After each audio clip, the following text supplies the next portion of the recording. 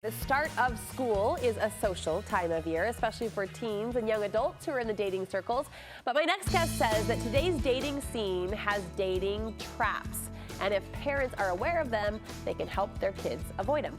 Matt Townsend joining me with 4 healthy dating lessons parents can teach their children. Dr. Matt Townsend, in the house. Sorry, I can't go too casual on you. Yeah. What prompted this topic for you? Just client after client coming in and using all these new words from the dating world that I've never heard of. Yeah. Have you heard of kitten fishing? No. Roaching? No, sir. Love bombs. Oh, my goodness. I mean, it never. How about cookie jarring? Stop it. These are all terms. It's a verb? I guess. I just learned HOCO earlier in the hour. Do you know what that stands for? I know it sounds. Homecoming. Homecoming. Yeah. It sounds a little offensive, doesn't it? When you first hear it, you're like, where are you going? Where are you going? HOCO. Proof in the pudding. We don't know what we're talking about, but we should. And we got to get involved because this is one reason why I think our kids are marrying later. Because the dating world's hard. Yeah. It's a totally different game. It's a lot of it's online. Yeah. And there's a lot of games playing, shall we say. All right, you're going to share with us 4 dating traps and their trends too. So let's start with that first one, kitten fishing. Kitten fishing. So we're going to crush kitten fishing. So you've heard of catfishing. Yes. In fact, let me give you the exact definition. Okay. Catfishing is the process of luring someone into a relationship by means of portraying yourself as a fictional online persona. You're a fake. You're a fake. Yeah. So kitten fishing is a little cat, a baby cat. So it's where you just lie a little. Okay. But how many times have you had a friend say, oh, I went on this date. When I got there, it didn't look at all like the person that was in their profile. That was not the picture. That there's called kitten fishing. Okay. And a lot of it, we all do it, right? Because we're here to market ourselves. Sure. So we don't, we like to airbrush. We like to get rid of the ugly stuff. Yeah. But kitten fishing is anytime you're perpetuating a lie. And I guess your idea is that once you get them, then they'll want you. But who will respond to your ad or your profile are people that are probably already into you. Right. So it might be better to lead with your strengths. So instead of kitten fishing, have impeccable integrity. You get really good at what your strengths are and portray your strengths to the maximum. And if you've got a really killer smile, then have your really killer smile. If you don't love your body, you can still have a killer smile with beautiful eyes on an okay body. And I'd put it all out there. I'd put it all out there. That speaks to just true confidence, right? Kind of that inner worth, and a recognition of self. I know what I'm good at. That's right. And if you don't have that self-confidence, then work on it while you're dating and use this process of dating as a way to get the confidence, right? And then it's hard.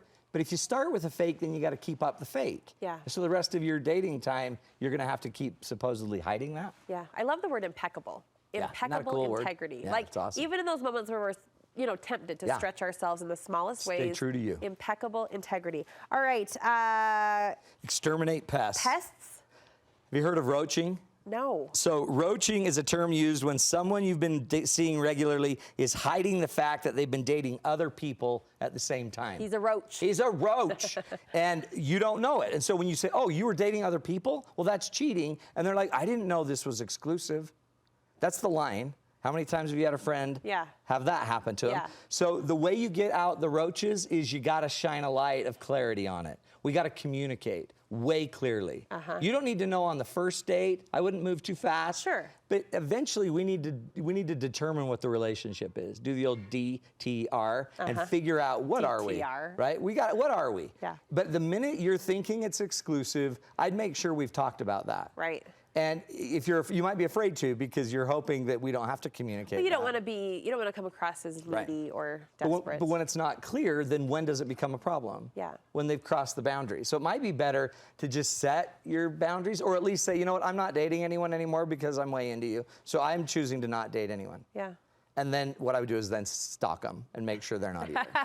Or just talk about it. Follow them down every alley. But you know what? You think about these are kind of like details that you've got to probably consciously bring up as a parent. Otherwise, they're going to get swept up in these trends. That's right. The wave of it. Well, and it used to be that this stuff wouldn't get out, and this stuff we might not know, and it may not have been as easy to hide stuff because you were dating someone in your high school or someone in your pueblo. whatever, right? Okay, you mentioned love bombs. Yeah, have you ever heard of that? No. So a love bomb. Quit asking me. I just know nothing. Okay? You've been out of the dating scene too long. Love bomb is a manipulative thing that we do at the beginning of relationships. It's pretty much where we tell them everything they want to hear. Okay. And we overwhelm them with too much love. Like, we you give are them beautiful. gifts, excessive compliments, spending, constant gifts, constant texting, nonstop love bombing. That is a sign of a problem. Okay. Because if anybody is that desperate for you that they can't go to work, they can't, you know, say no to things, they don't have another life, then they might be already in kind of an interesting attachment issue. They might be too anxiously attached to you. Okay. So watch out for love bombing. The best way to handle love bombing is remember that relationships grow deeper in love over time, not over rapidity and speed, right? Yeah. We don't have to do it quickly. Yeah. So think time. I always say 4 seasons you need to be dating someone, and you need to see every situation and scenario. Yeah. Right? It's not going to be won by you getting flowers every day for the first 7 days. Yeah. If it is, you're probably going too fast, and it's too easy for you to say yes, which means you might be a little needy, and the other's too needy because they won't let you go. Has to be that healthy balance. Yeah. You're going to be around in 15 years, right? On the phone to walk me through these. I'll be in a wheelchair at a senior center. It gives me a little bit of anxiety to think of having to have these conversations, especially as you pointed out, knowing how open everything is right now. Okay, cookie jar. No, I do not know what it is. Cookie jarring. Do you know the term cookie jarring came to life in about 2019. It's used to describe someone who is already pursuing a relationship with someone else, but holds you in reserve. Okay. So they keep talking to you, they keep chatting you, but they're dating and pursuing this one. How rude. They've taken you and placed you in a jar on their shelf.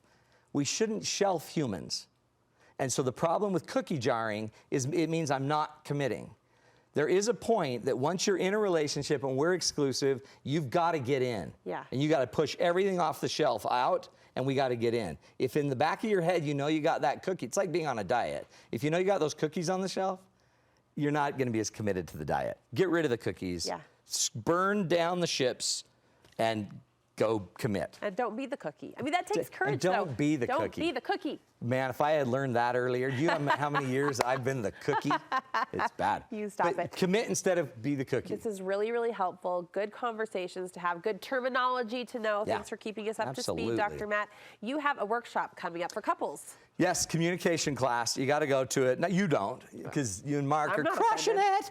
But October 8th, Saturday from 9 to 4, it's basically we teach you how to have real conversations and create real connection. Just go to matttownsend.com. It's an all-day event, and by the time you walk out the door, you'll have a really powerful tool called Getting Real to have the real hardest conversations and get through them without anyone being maimed. Nice. That's always a good goal. And do you find even seasoned couples to benefit from this type of From newlywed to nearly dead, we say. And anybody that's ever had a run-in, or if you have certain conversations you can never get through, this is a great way to spend a day. It's really a day-long date night, and at the end, you'll know how to talk. All right, matttownsend.com. October 8th is when that's coming up, so reserve your seat.